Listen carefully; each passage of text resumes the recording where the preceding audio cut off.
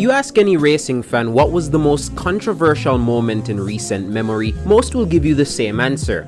The 2021 Abu Dhabi Grand Prix that saw a late call by race director Michael Massey to allow the lapped cars between race leader Lewis Hamilton and second place Max Verstappen to unlap themselves, allowing for the two to have a one-lap showdown to decide that year's world champion. Verstappen used his fresher tires to beat Lewis Hamilton, not only for the win, but for the championship, breaking the tie between them atop the standings entering the season finale. The shockwave and lasting effect this call had on Formula 1, its drivers, and its fans is still felt today, with many fans swearing to never watch the sport again after what they described as a farcical, manufactured finish.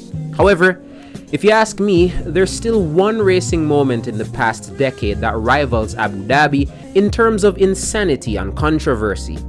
To find it, we must first leave Formula 1. And not just Formula 1, but four-wheeled racing altogether, and head to the premier bike racing league in the world, MotoGP. Next, we must turn the clocks back to the 2015 season that saw Yamaha teammates Jorge Lorenzo and Valentino Rossi duking it out for the World Championship. Finally, we must go to the penultimate race of that season held at the Sepang International Circuit in Malaysia, and fast forward to lap 9, where Valentino Rossi and two-time defending champion Marc Marquez came together, resulting in Marquez crashing.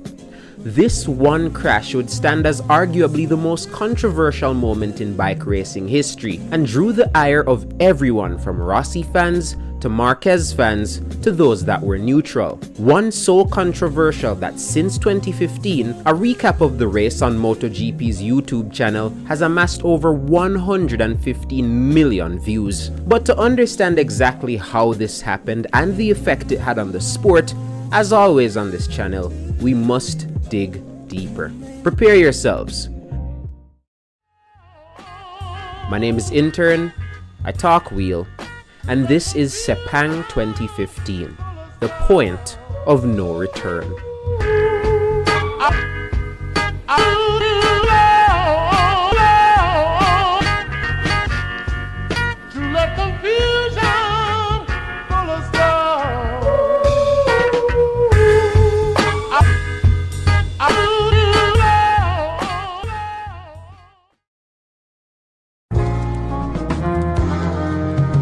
Twenty 2013 saw the MotoGP debut of arguably the greatest prospect in the history of Grand Prix bike racing, Marc Marquez. After laying waste to the competition in lower series, the rider got the call up to replace outgoing two-time world champion Casey Stoner at Repsol Honda. Marquez hit the ground running, getting the better of not only his teammate Dani Pedrosa, but the entire grid, beating two-time MotoGP world champion Jorge Lorenzo to the championship and becoming the first rookie to win the MotoGP title since Kenny Roberts in 1978. One championship was great, but Marquez doubled down in 2014, absolutely dominating the season by kicking it off with 10 consecutive wins and ending it with 13 out of 18 races won.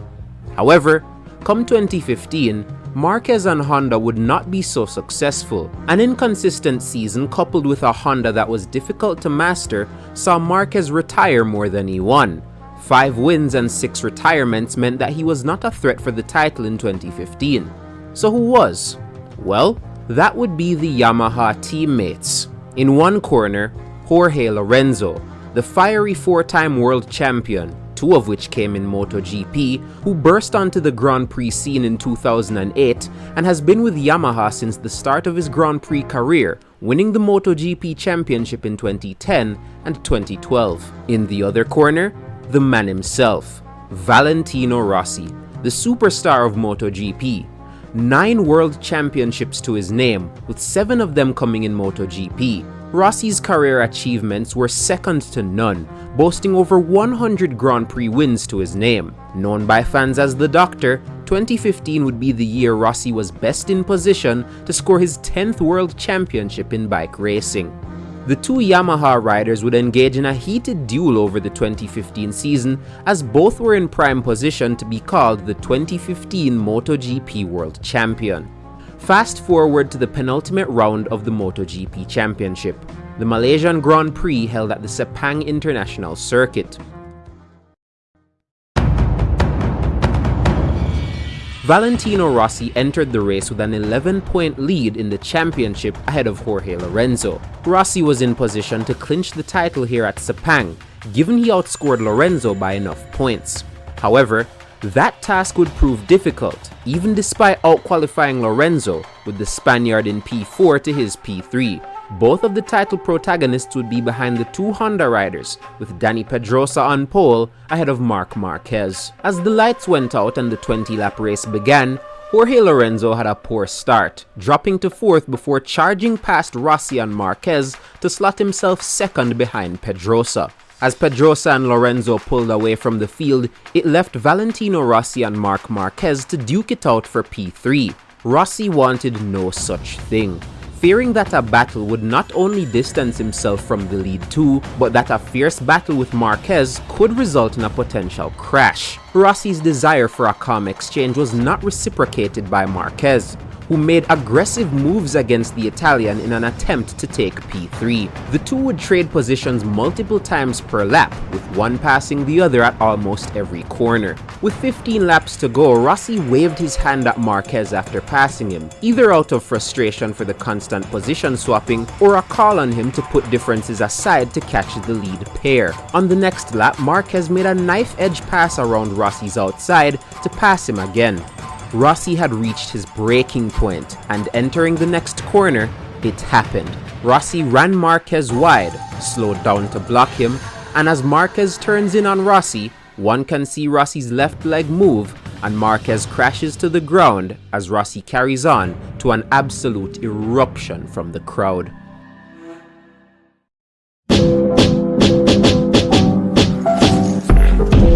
Now, before we go any further, we need to go back in time a bit, because despite what I said earlier, Rossi and Marquez's frustration with one another did not spontaneously germinate at this one Grand Prix. To understand what we've just witnessed a bit deeper, we must go back to 3 earlier rounds of that year's championship. The first is round 2 of the season in Argentina. For pretty much the entire duration of the race, Valentino was chasing Marquez down for the win, and didn't catch him until 2 laps remained. As Rossi made the move down the inside to take the lead, he did a bit of a block pass on Marquez. The two made contact exiting the corner, and further contact saw Marquez crash. Remember those retirements I mentioned earlier that kept Marquez out of the championship fight? Yeah, well, this was the first. Rossi received no penalty for the accident and kept the win as Marquez thought about what could have been. The second race we must revisit is the Dutch TT at Assen. Once again in a late race duel, the two found themselves duking it out for victory. With Rossi ahead approaching the final set of corners, Marquez made a move down the inside. As Rossi turned into the corner, the two made contact again, forcing Rossi off the track, and as he cut the chicane, he rejoined the track in the lead and took the win. Rossi kept the win as race director Mike Webb deemed it a racing incident. Rossi would defend the last lap scuffle, saying that he was ahead entering the corner and that Marquez had pushed him off. Meanwhile, Marquez said he believed he had the race won and that Rossi shouldn't have cut the final chicane. The last race that must be revisited is the round right before here in Malaysia, Australia. In what was one of the best MotoGP races probably ever, multiple riders engaged in an absolute war for the top spot on the podium, with Marquez coming out on top after going from 3rd to 1st on the final lap, beating Iannone, Rossi, and Lorenzo. Jorge Lorenzo would take P2, and Andrea Iannone would beat Rossi to P3, reducing what was originally an 18-point lead in the championship to 11 points come the waving of the checkered flag. This race drew the ire of the doctor, who in a pre-race press conference for the Malaysian Grand Prix, accused Marquez of purposefully hiding his pace in an attempt to help Lorenzo win the championship. Rossi was of the impression that Marquez had enough pace to drive off into the sunset and deliberately kept himself in the battle to influence the championship in Jorge's favor, using Marquez's insane charge from third to first on the last lap as proof that he always had the pace to win. He cited the earlier incidents in Argentina and Assen as the reason for Marquez's interference, claiming that screwing him out of the championship was Marc Marquez getting revenge. His target is not just to win the race, but also help Lorenzo to go far and try to take more points on me. So I think that from Phillip Island it's very clear that Jorge have a new supporter, that is Marc. Marquez responded with laughter, shocked at the claims. To some, Rossi's comments came off as hypocritical, as he had no anger for Iannone, who had beaten him right at the line for P3 in the same race. Lorenzo jokingly responded to Rossi's accusations, stating that Marquez clearly helped him by passing him for the win on the last lap. Marquez denied Rossi's allegations, citing that if he really wanted to help Lorenzo win, he wouldn't have passed him at all. Marquez says he tried and failed to extend a gap earlier in the race, and further claimed that he was managing his tires in order to make a charge at the end. He later revealed in a documentary for Amazon that he was shocked that Rossi made these feelings known to him via a press conference as opposed to talking things out in private. He described Rossi's actions in that press conference as disrespectful and an attempt at intimidation.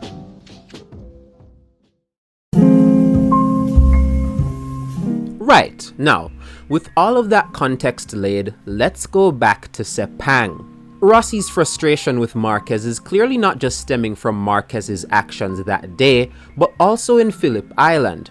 Marquez was accused of purposefully fighting Rossi to help Lorenzo, and those allegations in Rossi's mind were proven correct by how he was raced in Sepang, whether Marquez actually meant it or not.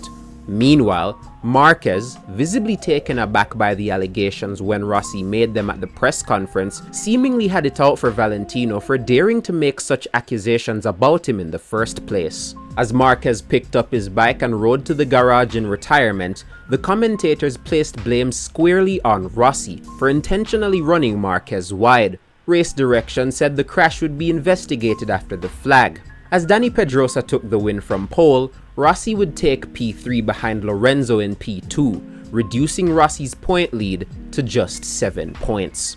In a post-race interview, Rossi said he had no intentions of making Marquez crash, and only wanted to run him wide to make him lose time. He went on to double down on the fact that he believed Marquez was intentionally trying to manipulate the championship. He also denied kicking Marquez off the bike, stating that Marc's handlebar had hooked his left leg off of the foot peg.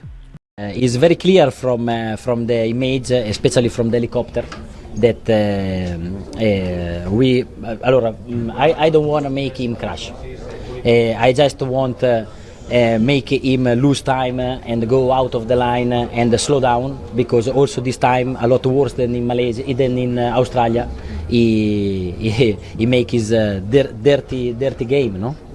And when I go wide, I slow down and I want to slow. We quite stop, and I look at him like for say, "Fuck, what you fucking doing?"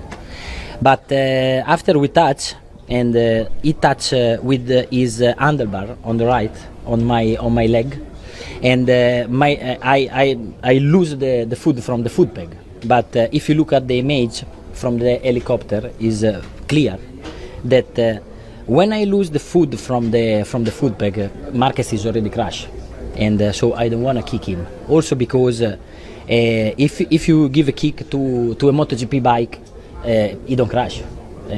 So it's not that you kick the bike that is very heavy and like this that he crash, you know. But unfortunately we touch, and he wanna turn because I go very wide, and I feel his handlebar on my leg here, la coscia here, yeah. And I lose the leg from the foot peg. But it's like this. When the two met post-race for Race Direction's analysis of the incident, they sent jabs at one another, with Rossi telling Marquez, "Good race," to which Marquez replied, "Good kick." Race Direction's verdict placed blame solely on Rossi and awarded him 3 penalty points for the incident. He didn't lose his P3 finish, nor was he penalized time-wise. However, Rossi already had a penalty from an incident in Misano where he rode slowly on the racing line during qualifying and impeded Jorge Lorenzo, meaning that these 3 penalty points would bring his tally to 4. The punishment for having 4 penalty points was a mandatory last place starting position at the next race, meaning that Rossi had to start the final race of the championship at Valencia from last. Given how difficult passing was at the circuit, it was a popular opinion that Rossi had pretty much lost the championship despite his 7-point lead. If Lorenzo won the race, Rossi would need to finish P2 to save the championship. Marquez in the Amazon documentary believed Rossi was deserving of a black flag for the incident, adding that when the two made eye contact seconds before the crash, Rossi had moved his foot. What's important to note is the analysis of the accident by race director Mike Webb. Webb says he believed Marquez was deliberately riding in a manner to impede Rossi. However, to counter this, Webb stated that Marquez doing this was in no way a breach of the rules. Webb said that Rossi running Marquez wide was a step too far and ultimately what influenced his decision. But what about Jorge Lorenzo? Surely as the other title protagonist, he would have a say in all of this too. He was not on Rossi's side either, claiming that had any other rider done what Rossi did, they would have been black flagged. He was of the impression that Rossi's status as the clear-cut fan favorite in the sport played a role in the decision to not disqualify him for his incident with Marquez. Lorenzo went further to say that were he to lose the title to Rossi following his actions in Malaysia, Rossi's 10th World Championship would be a tainted one. Race winner Dani Pedrosa was also critical of Rossi's behavior, as he too was on the receiving end of criticism from Rossi. Valentino was critical of Pedrosa's aggressiveness at a race in Aragon earlier in the season, one that saw Pedrosa beat out Rossi for P2 as Lorenzo won the race. Aleix Espargaro, who finished the race in P7, spoke about the incident years later, believing that Marquez should have been more careful in his fight with Rossi, while ultimately believing that Rossi deserved a mid-race penalty for his actions. It seemed as though everyone in the world had an opinion on this matter. 4-time Formula 1 world champion Sebastian Vettel was quoted as saying that Rossi did the right thing in the matter.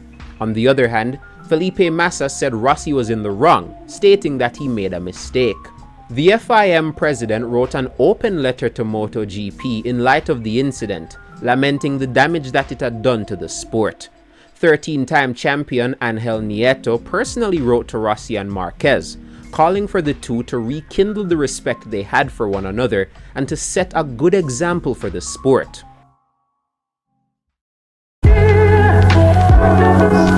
Alas, Yamaha's appeal fell through and Rossi started the Valencian Grand Prix in last, while Lorenzo took pole ahead of Marquez and Pedrosa. Lorenzo and Marquez were accompanied by extra security to the track that weekend due to numerous threats from Rossi fans. From last on the grid, Rossi found himself in the top 10 in just 3 laps. Try as he might, Rossi carved his way to P4 in magnificent fashion, slicing his way through the pack as the crowd cheered for him on every pass. However, as he made it to P4, he was powerless as the lead trio of Lorenzo, Marquez and Pedrosa were over 10 seconds ahead. The only way Rossi could win the title from P4 is if Lorenzo was passed by both Marquez and Pedrosa. Lorenzo took the win, and with it, a 5th World Championship by 5 points in front of his home crowd.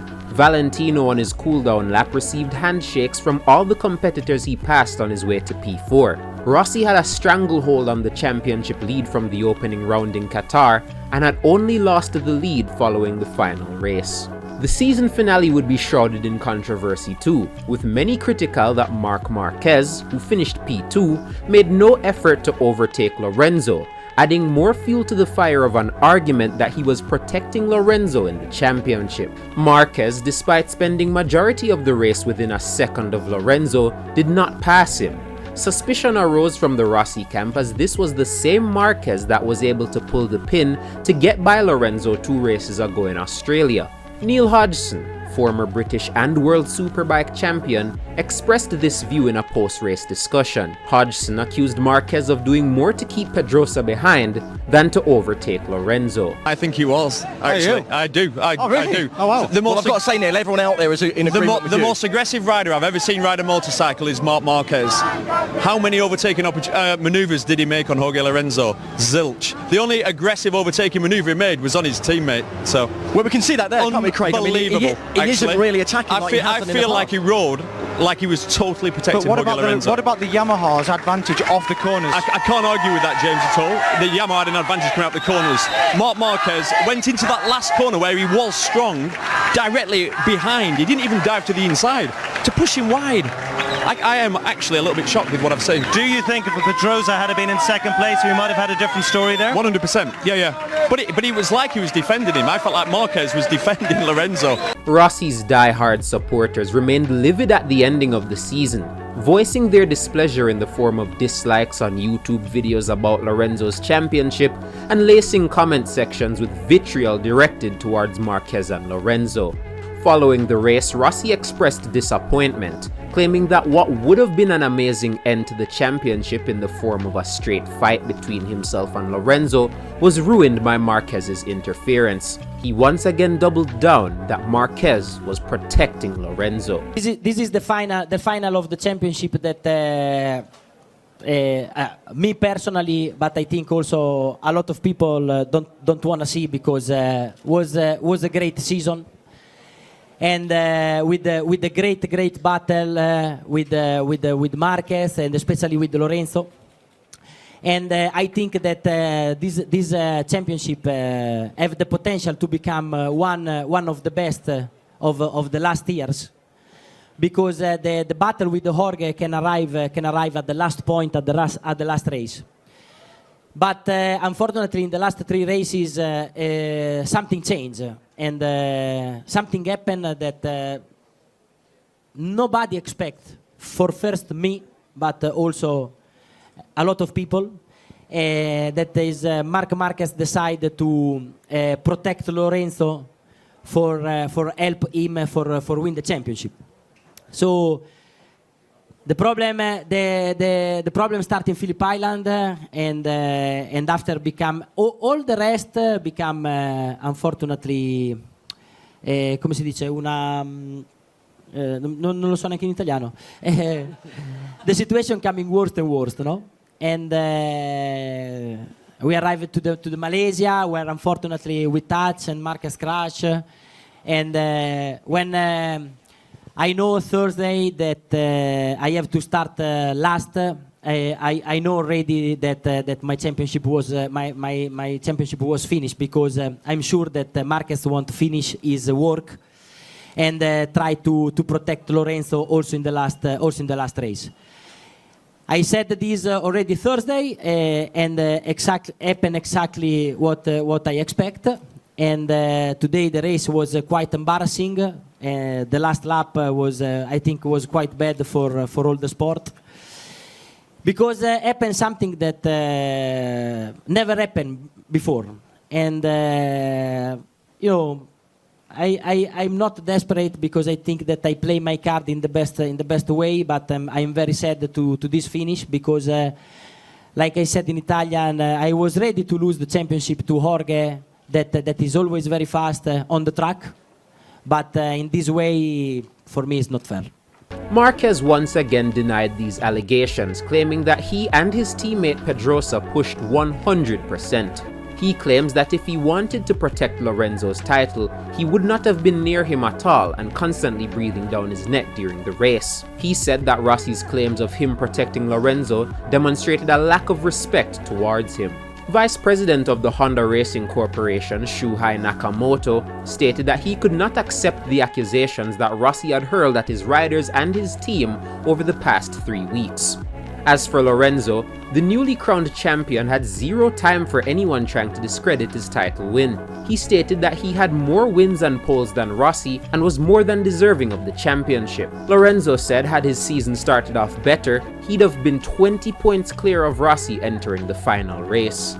Funny enough, Lorenzo praised Marquez and Pedrosa for not racing him hard, alluding to the fact that all three of them were Spaniards.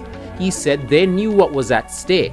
He also maintains that had Rossi been leading with two Italians behind him, the race would have played out the same. It was finally over.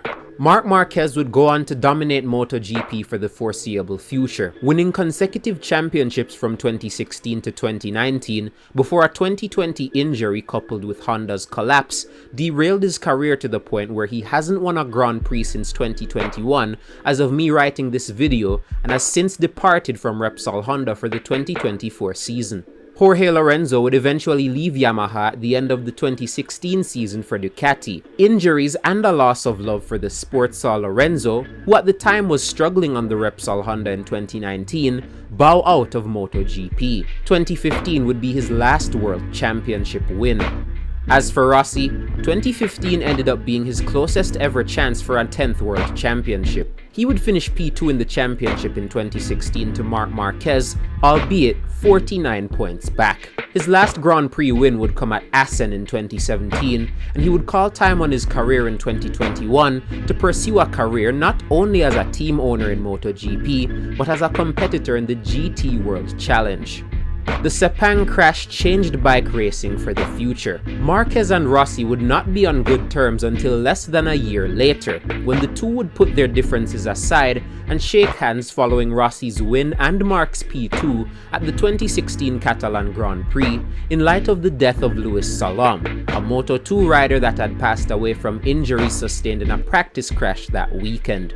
The drama between the two would reignite at the 2018 Argentinian Grand Prix, coincidentally, the very place this whole thing started, when a Hail Mary overtake attempt by Marquez resulted in him crashing Rossi out and being hit with a time penalty. This crash led Rossi to claim publicly that Marc Marquez was destroying the sport with his recklessness, highlighting that Marquez had run into numerous riders before crashing into him.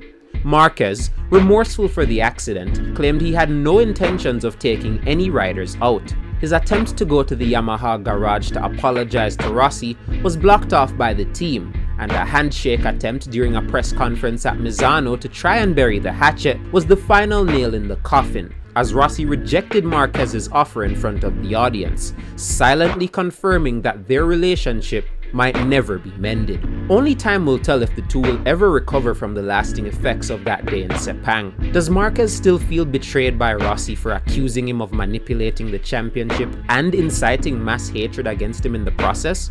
Does Rossi still hold Marquez responsible for his failure to win a 10th championship, and using those two incidents in Argentina and Assen as a grudge against him that season? Was this a case of Marquez really holding a grudge against Rossi and using that grudge to cost him a championship?